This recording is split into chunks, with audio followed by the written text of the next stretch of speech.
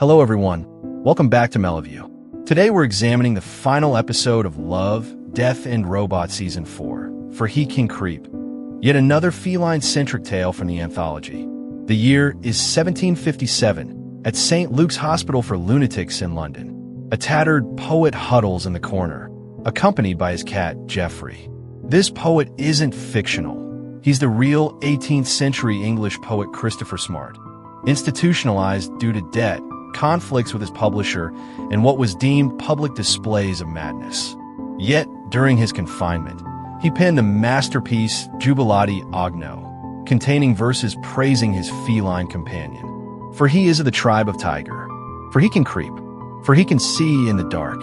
These very lines inspired this episode's narrative.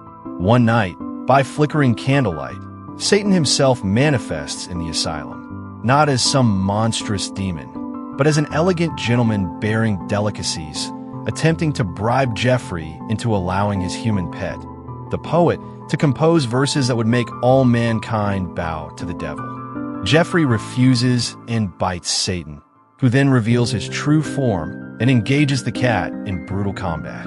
Though valiant, Geoffrey is no match for the Lord of Hell and emerges battered and bloodied. Witnessing his beloved cat's suffering, the poet reluctantly agrees. All right. Satan gives them 24 hours to produce this satanic hymn, threatening to destroy the entire asylum if they fail. The wounded Geoffrey isn't defeated yet. He rallies the asylum's other cats to form an anti-Satan coalition. Geoffrey devises an audacious plan, while the other cats distract Satan with claws and yowls. Geoffrey employs his creep ability, slipping through walls unseen, moving through shadows, ultimately stealing the completed poem. When Satan discovers the missing manuscript at dawn's first light, Geoffrey declares victory. Why doesn't Satan simply return the next night? Perhaps because such a demonic ode can only be written once, with the poet pouring all his genius into an unrepeatable effort, forcing Satan to seek another wordsmith. The deeper metaphor lies in Smart's real life.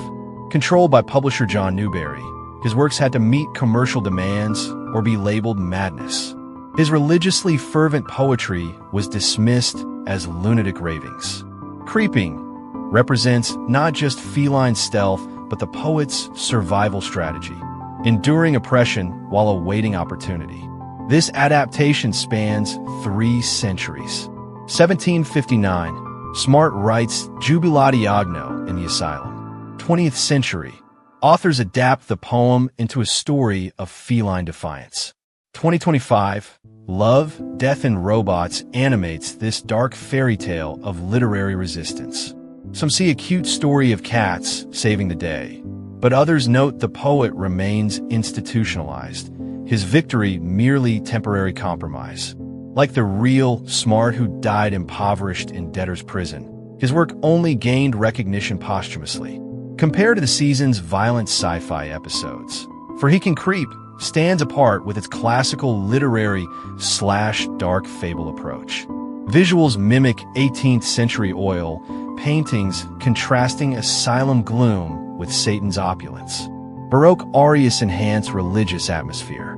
Themes explore creative freedom, oppression, and loyalty.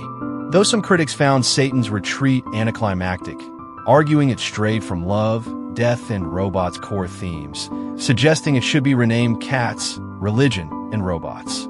If Satan represents tyranny and the cat symbolizes resistance, what does the poet embody? Perhaps just an ordinary man crushed by his era, whose sole recourse was to record truths in madness, then entrust them to a cat's protection. I'm Mellaview. See you next time.